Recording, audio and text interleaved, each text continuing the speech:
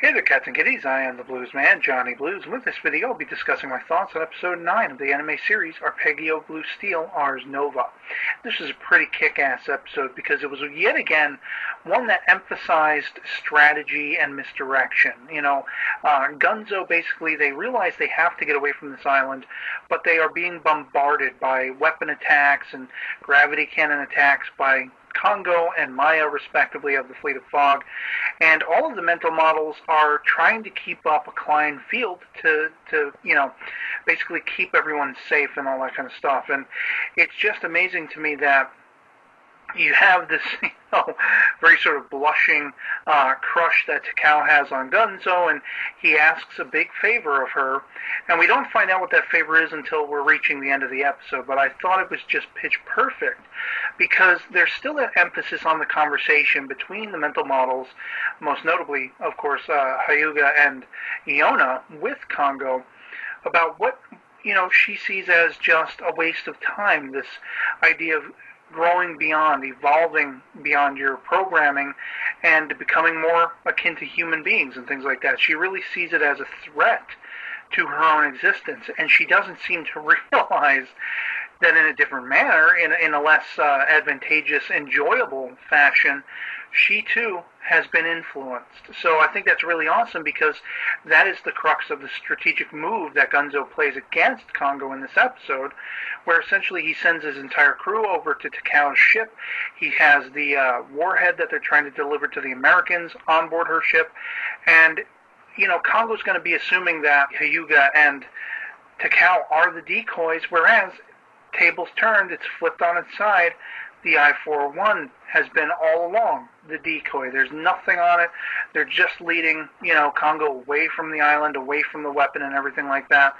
And knowing of the obsessive passion Congo will have to try to destroy Gunzo, they exploit it, and they use it against her. And I just thought that was pitch perfect, because she's using her gravity cannon like there's no tomorrow, like it's going out of style, and she ends up exhausting her, energy reserves and everything like that, not even consciously being aware up until a certain point that she has been sort of scapegoated in her own obsessive compulsive nature that she's grown, she's evolved into.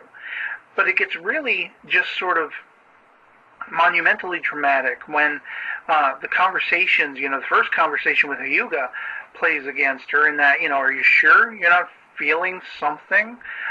You're not feeling anger, or, that's not what is driving you?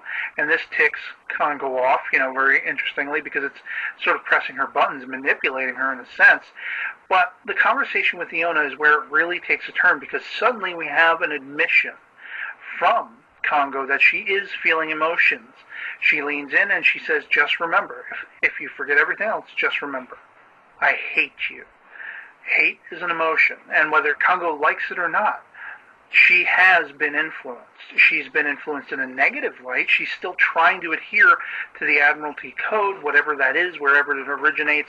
I have a suspicion that mankind is what put that Admiralty Code into effect, and she's going to be in for a rude awakening at some point. But, toward the end of this episode, it just gets that much more intriguing, because it seems like, once again, Gunzo has pulled a win out of the hat, just barely managing to get away, getting his drives put on full, and getting out of there before Congo can destroy them.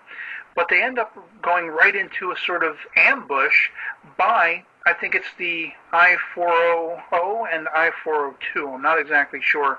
They're almost identical. Those twin sisters we saw in one of the previous episodes accosting Takao and asking her why she was leaving the Fleet of Fog. And they've been waiting. They've been just sitting there and waiting. I've been wondering when they were going to show up again. And it seems like they have successfully sunk the 401. So, it's just another crazy cliffhanger for this series. I love the emphasis on strategy. I love the humor with the mental models, figuring out their emotions and everything. Hyuga being basically, her whole point in helping is because she lustily loves Iona and all this stuff. And, I can't wait to see where this goes from here. So I'd love to hear from you guys in the comments below, if you're able to post, what you thought of episode 9 of Arpeggio of Blue Steel, Ars Nova.